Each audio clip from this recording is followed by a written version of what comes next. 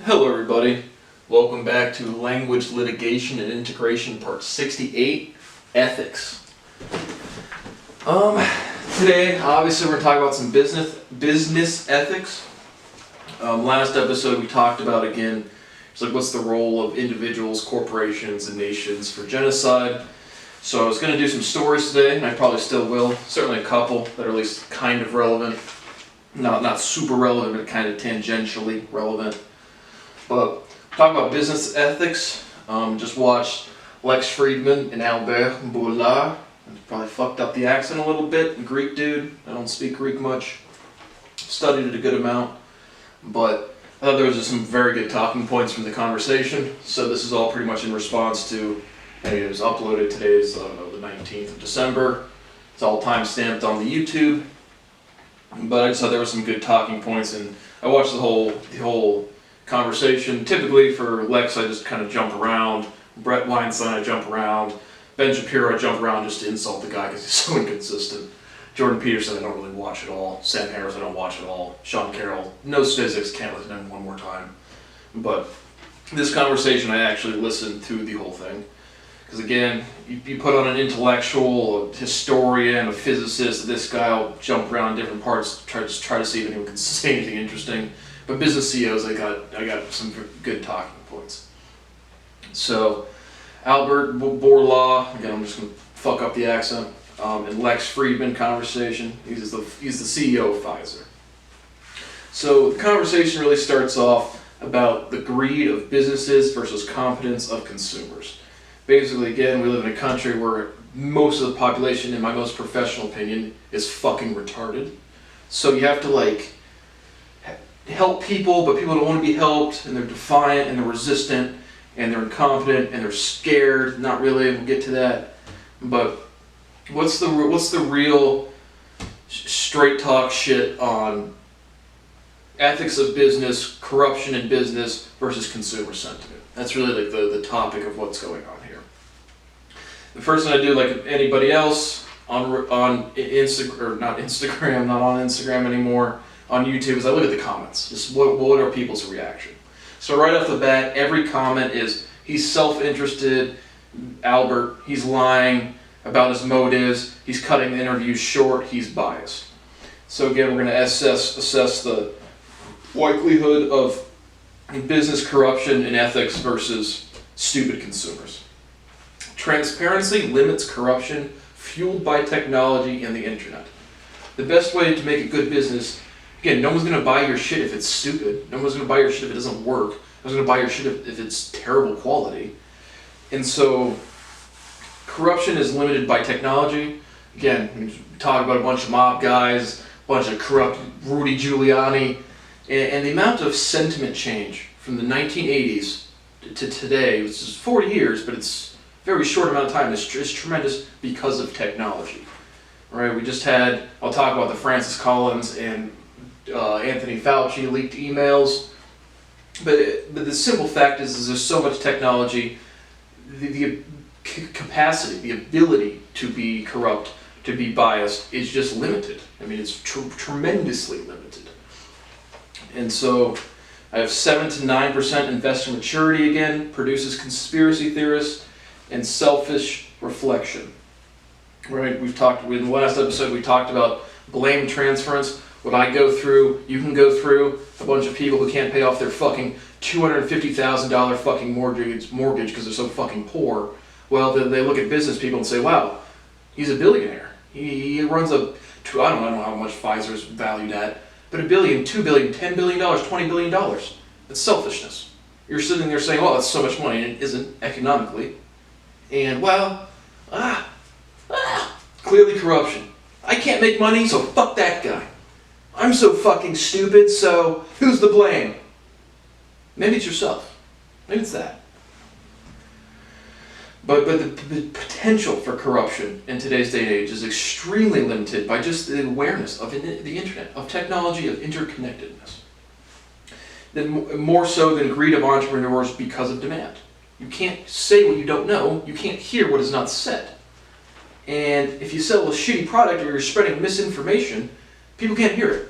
They might, you might get some followings, you might get a cult, You might get someone to follow you, but it doesn't make any fucking sense physically. So the ability for corruption, very limited because of technology. The desire for unethical behavior by an entrepreneur is almost non-existent. You have to have a product that people want. And again, the values of this society is, again, a bunch of pussies who've never made any real decisions in life, but that they want to be good people. They really do want to be good people. They're really underdeveloped. And so doubt. I doubt it. Conspiracy theorist, that's not real. As long as I can pump enough doubt into it, that's not fucking real. That couldn't happen. No way, no sure, no way. It's a scam. It's a fucking scam. All of these people with values, it's a scam. You're talking about money. You just don't know how to manage money. And then Lex says something about regaining public trust for the CDC and FDA, and I just has trust I have this in quotes as a weird quote. I hear that all the time, but as a function of sentiment that produces doubt. And so, like, you can't, with 7 to 9% maturity of the fucking species, they just doubt, again, whatever is popular, whatever their political ideology is, whatever their religious ideology is, whatever their business ethics think they are. Again, these people can't make money. They've never started a business. They've never taken a real business risk. They've never taken any personal risk. And it's just doubt, doubt, doubt, doubt, doubt. Insert doubt, that's a conspiracy theorist. Data is fucking data. And I have semicolon, illiterate people cannot make informed decisions, and news coverage control. Again, anytime somebody, we get to another quote, but the main thing of, I don't think people are scared of vaccines or scared of science. They're defiant, right? Like any fucking teenager. Albert, you talked about being a kid. At the end of the conversation, being a kid, not giving a fuck about your life. And once you had kids, you're like, oh wait, I should want to be around. Is that defiance or is that scared? An insecure species, any biological organism is aware they can die at any point in time. Whether they think about it or not, most people are not scared, they are defiant. Even because of technological awareness and development, control, again, news coverage being controlled, a news station is a business. They're responding to the retarded sentiment of the fucking species. So even like countries like Russia or China, the amount of control today is still tremendously less than 20, 30, 40 years ago. So that's all true. But again, that's the thing, is like the government's controlling us, the news is controlling us. That's stupid people. That's just fucking stupid people. You know how difficult it is to start a business? I do. I don't have constitutional rights and I try every single fucking day. I have money, can't do anything. I need the regulations. Again, Albert runs a pharmaceutical company. I'm trying to develop my patent into an anti-alcoholic fucking study. Can't do anything.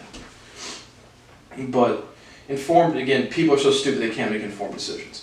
They talk about in 2009, Pfizer was fined for Bextra for advertising claims made in 2003. The fine was $2.3 billion because of the size of revenue.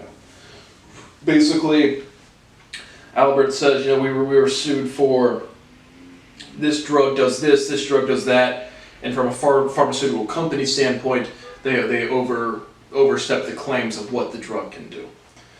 And then he says, which I thought was interesting and fraudulent, was doctors can exaggerate drug applicability to other doctors. I'm not exactly sure what law he's referencing, but data is data. Why do doctors exaggerate evidential data? Whatever the data says. If you want to have a conclusion, you fucking should run it by me. We don't do that, so we just type whatever. And again, when I go read a scientific paper, if you can't get me interested in your fucking abstract or your first 2 sentences, you're not going to write anything of value. You're just not. And so again, time stamped on here, I should be making decisions for COVID, absolutely fundamentally integrated into the decision making. But just like my old neighbor said, he's more mature than everybody. I derived all of fucking science in like a fucking hour. Like literally a fucking hour. And so now we're not sure, so I'm a bunch of dumb fucks doing shit. But I have no understanding of why doctors should be able to exaggerate any scientific conclusion to any other person, including their colleagues. Again, medical doctors, sit me in a room, I will say nothing. I will say nothing. And to see how your body language responds to me sitting there. Most people are good. Lex said that, and most people want to be good. But they're underdeveloped, especially with money, because it's biologically axiomatic. Everybody deals with money. This person who wanted to be a doctor, wow, they took on $250,000 of debt. Now they make $1 million a year. Now they have to invest in their portfolio. And now they know nothing about economics. Nothing. Just like, again, fund managers. The people I'm talking about aren't your average investors. These people like Jay Powell, Secretary Yellen. They watch one of my lectures, they hear one theorem, and they can't possibly understand the logic behind it, so... These are the people that run shit and make policies. Your average independent person certainly has to make the financial decisions. They're exposed to money, and then they don't know what to do. So they say, oh, here's my values, here's this, here's that. Then they talk about newscasters, podcasters being influenced. Lex did about money and sponsors. Again, I see literally nothing wrong with running a business, but it's the incompetence of the proctor, of the podcast host, of Lex Friedman. And again, I've seen you several times in your podcast. Like, I can literally viscerally perceive the points where you're like, well, I disagree because I have a successful podcast with 1.8 million subscribers, or 4 million, or however many fuck you have. There's 7.8 billion people on this planet. If you have 200 million subscribers, you reach not even like percent, like 2% of the population, maybe. People don't understand size. How could you develop a vaccine safe and effective so fast, Lex? Science is driven by data, not time. Again, I derived all of science in literally like an hour. The first time I sat down and said, hey, I'm going to do scientific research, or think about science, think about math, think about the millennium problems, was May of 2016. How did December and February of 2016 and 2017 go? And again, that was being exposed to research. How would I solve this problem? Again, I looked at the problems once in the library, and then I just was doing research anyway. And by the time that stimulation of just thinking about what is research to here's a fucking math subject, and the time I really sat down to do this shit, I'm not kidding you, it was literally a fucking hour. I sent you the fucking first draft.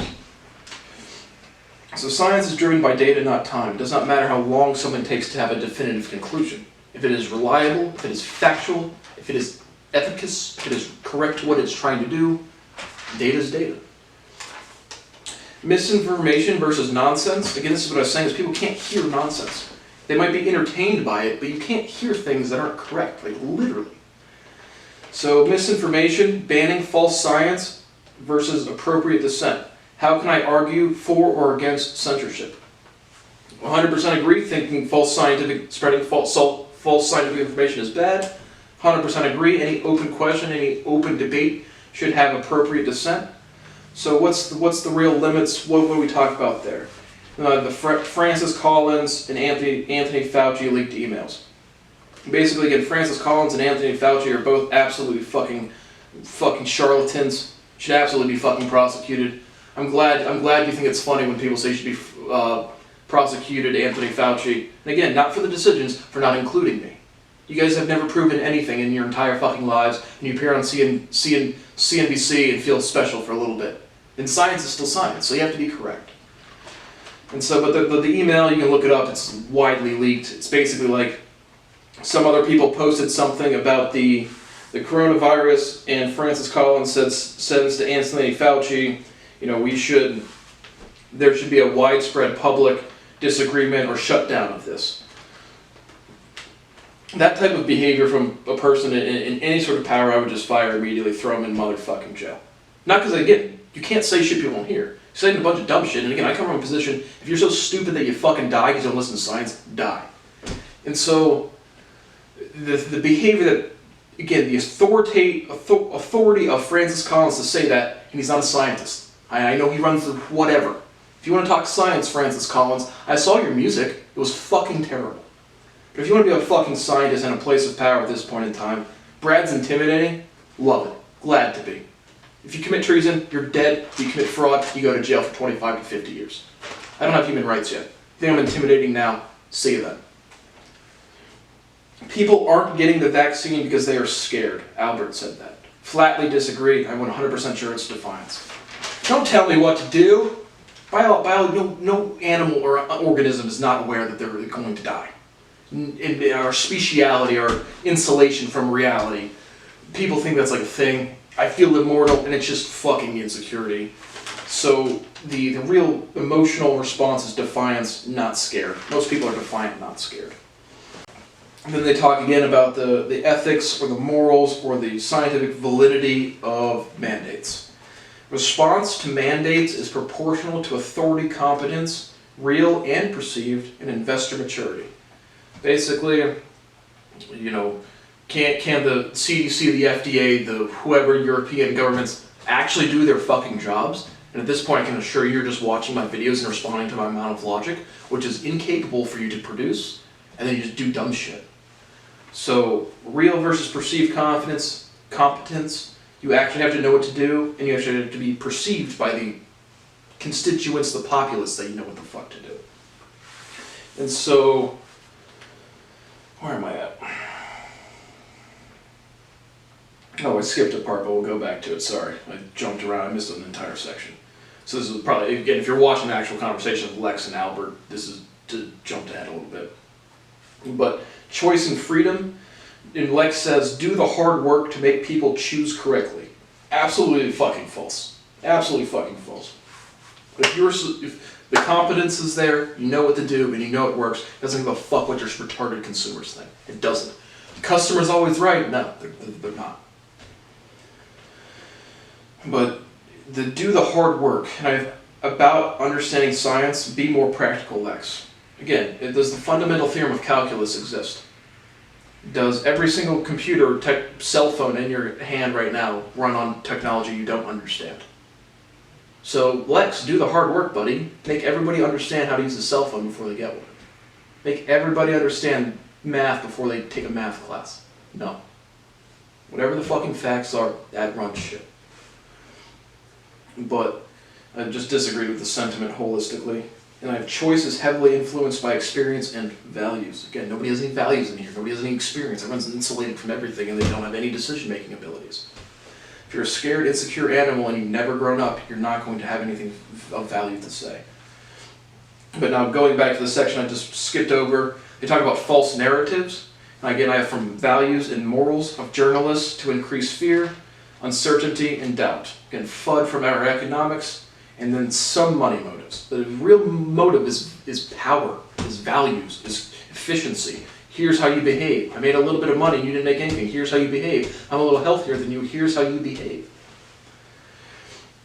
But there was false claims of Albert was raided by the FBI and his wife died. And he just tells a story about, again, calling his grandparents or his wife's parents in Greece, telling his kids, you know, mom's not dead.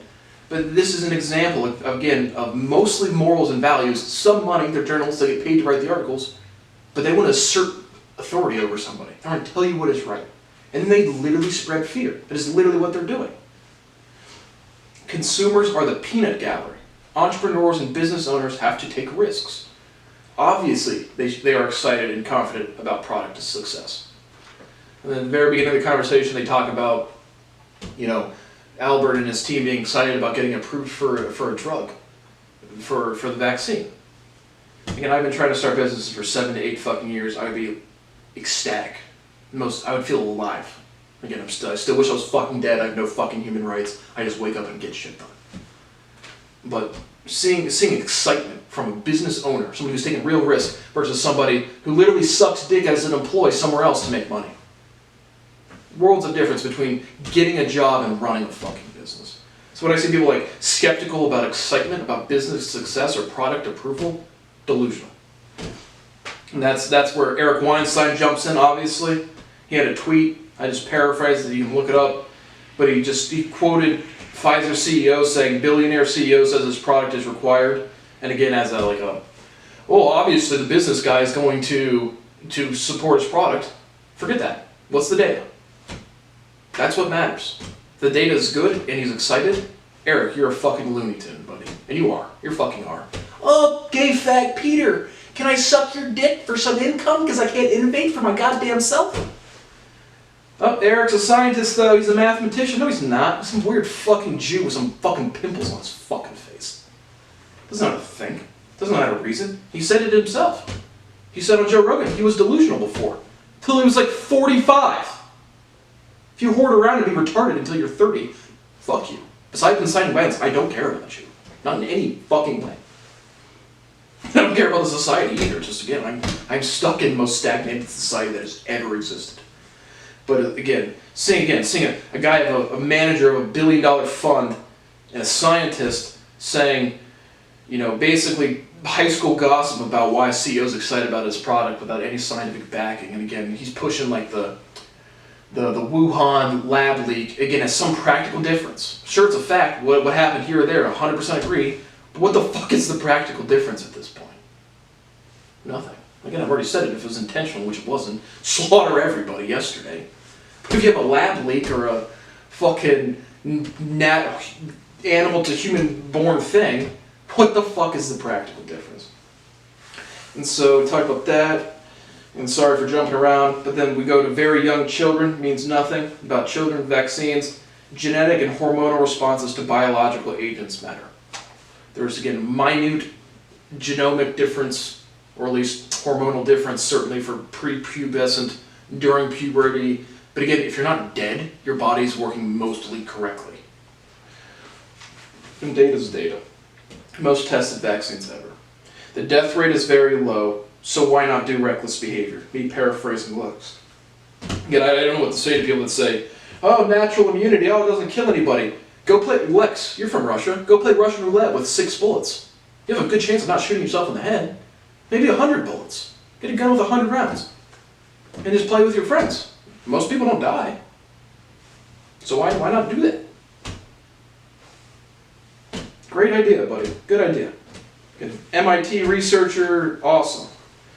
And then the last thing I have is nuanced benefit from any biological introduction. And they talk about ivermectin and hydrochloroquine.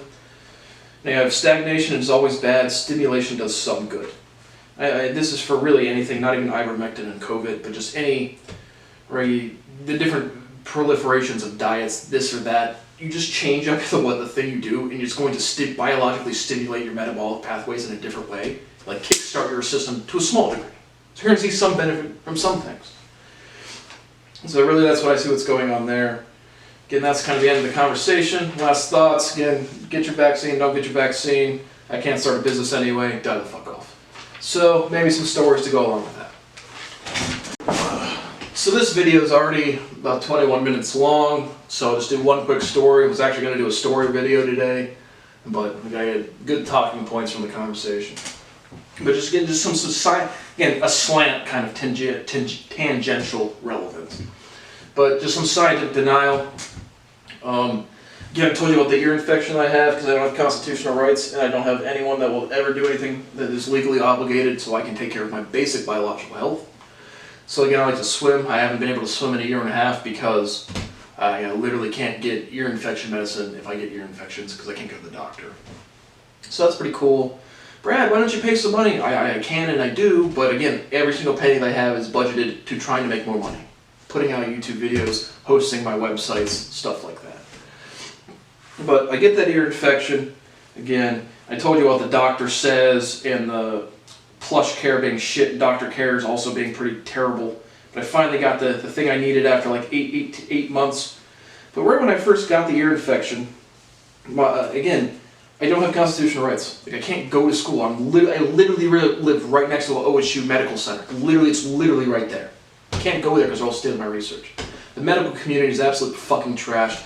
The doctors and the relationship with the insurance and the exorbitant bills are fucking ridiculous. But I can't skip up the chance to say fuck you to the medical community. But I get an ear infection.